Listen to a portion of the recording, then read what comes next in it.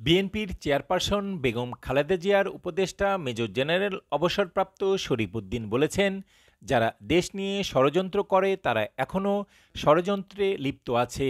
তাদের থেকে নেতাকর্মীদের সতর্ক থাকার আহ্বান জানান। গোদাগাড়ী মাটিকাটা ডিগ্রি কলেজ মাঠে বিএনপির এক জনসভায় প্রধান অতিথির বক্তব্যে তিনি এসব কথা বলেন।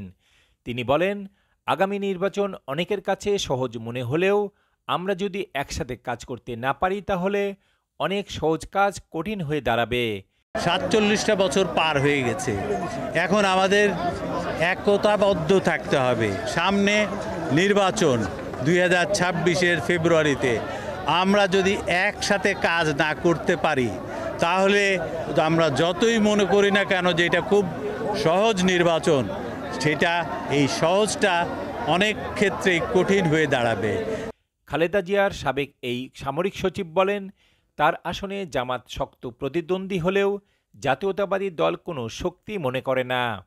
জামাত অবশ্যই এখানে একটা শক্তি, কিন্তু এই শক্তিকে আমরা জাতীয়তাবাদী দল কোনো শক্তি মনে করি না।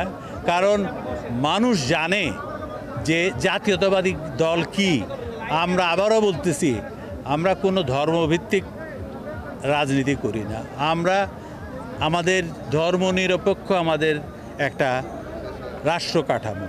আমরা কোনো ধর্মকে প্রাধান্য দিব কিংবা কোনো ধর্মকে হিয়ানত করব সেটা আমাদেরই না। আমরা সবাইকে বলতেছি, আমাদের যারা প্রতিপক্ষ আছে সে অন্য দলও আছে, খালি জামাত বললে ভুল হবে, আরও অনেক দল আছে। সুষ্ঠু ও অংশগ্রহণমূলক নির্বাচনের জন্য বিএনপি কিছুটা ছাড় দিতে প্রস্তুত বলেও জানান বিএনপির এই নেতা। সবাইকে বলবো, আমরা সুষ্ঠু নির্বাচনের পক্ষপাতী। একটা সুষ্ঠু, নিরপেক্ষ এবং অন্তর্ভুক্তিমূলক নির্বাচন, যাতে সবাই পার্টিসিপেট করতে পারে, এবং তার জন্য যদি আমাদের কিছু ছাড়ও দিতে হয় তাও ছাড় দিব, কিন্তু সবাই যাতে একসাথে অংশগ্রহণ করে, যে কারণে ১৭ বছর আমরা রাস্তায় আছি, সেইটা যাতে ফুলফিল হয়। আমি সবাইকে বলবো শপথ নিতে যে জনগণের উপর আস্থা রাখবেন, জনগণের ভোটে যাতে জাতীয়তাবাদী সরকার গঠন করতে পারে এবং পরবর্তী কার্যক্রম সমূহ, সংস্কার বলেন, বিচার বলেন, বিভিন্ন কার্যক্রম যেগুলো পেন্ডিং আছে সেগুলো যাতে পূরণ করতে পারে। আমরা চেষ্টা করব জনগণের স্বার্থ রক্ষা করার জন্য। আমাদের ১৯ দফা শহীদ জিয়াউর রহমান দিয়েছিলেন ১৯৭৮ সালে, এখন ৩১ দফা রাষ্ট্র কাঠামো দিয়েছে।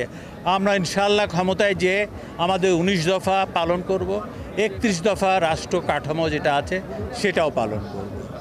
জনসভা শেষে গোদাগাড়ী মাটিকাটা ডিগ্রি কলেজ মাঠ থেকে একটি বর্ণাঢ্য শোভাযাত্রা বের করা হয়।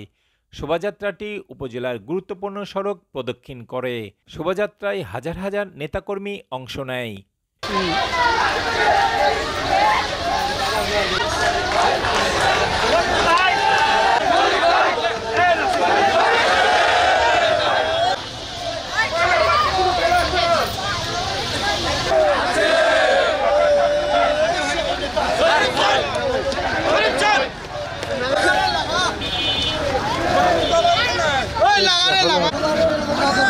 ভাই হাঁটছে, রাজপথ কাঁপছে।